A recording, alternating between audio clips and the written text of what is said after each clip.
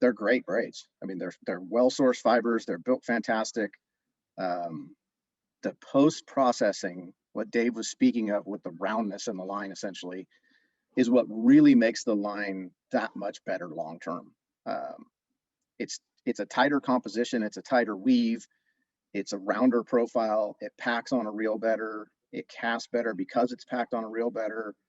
Um, it gets down in the water column quicker. You get less of that bowing and arcing than you do with a lot of other lines when you make a cast, either long casts in the wind or deep drops where you're dropping down, say, grouper, snapper, whatever species you're fishing on the bottom.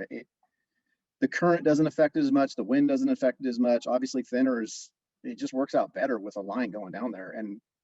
And then the splicing. I mean, the lack of splicing is huge. We talked a little bit, David, earlier about my personal thought is anytime I see a spool that's over maybe 5,000 yards in a bulk spool somewhere, I get nervous quick because I just don't know from what I've been told and from what I've seen, I don't know of a way to make a spool larger than 4 or 5,000 yards without splicing line. I mean, it's just, and once you have a splice in there, I don't know where it is. And moreover, I don't know where it is on any spool because it's not in the beginning, it's not in the end, it's not in the middle, it's wherever the braid machine ran. And like most manufacturers, we build in bulk, right? Everybody builds in bulk. You build the biggest spool you can, and then you spool your consumer spools off of that. So as that process goes along, that splice can be anywhere.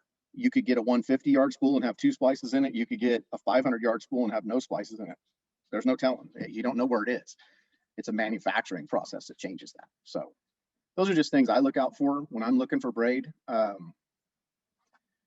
Being a company that's right here in Kentucky, we kind of have to stand behind our product pretty good because that's generally what people expect from American companies. So we do a very good job of trying to create the best braid we can create so that when you go out fishing, that's out of the picture. You don't have to worry about the line anymore. You worry about, your equipment or finding fish or having the right bait or is the wind going to kick up? That's what I want you guys thinking about. I don't want you thinking about, is this line going to hold up? Is it going to manage through this? What happens if I hook a big one?